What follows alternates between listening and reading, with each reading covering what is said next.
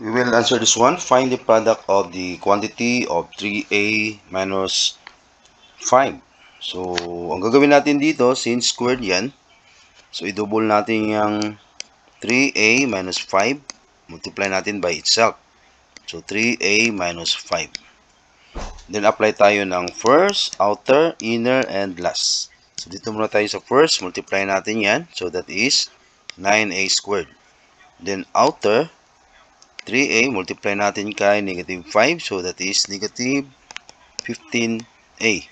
Then, inner, negative 5, multiply natin kay 3a or positive 3a. So, that is negative 15a. Then, last, negative 5, multiply natin kay negative 5. So, that is positive 25. Then, combine like terms tayo. I-kopyahin muna natin itong 9a squared. Combine natin to.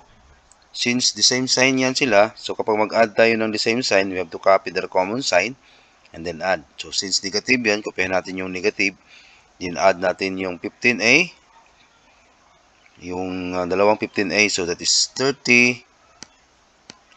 Then plus 25, kopyahin natin yan. Okay?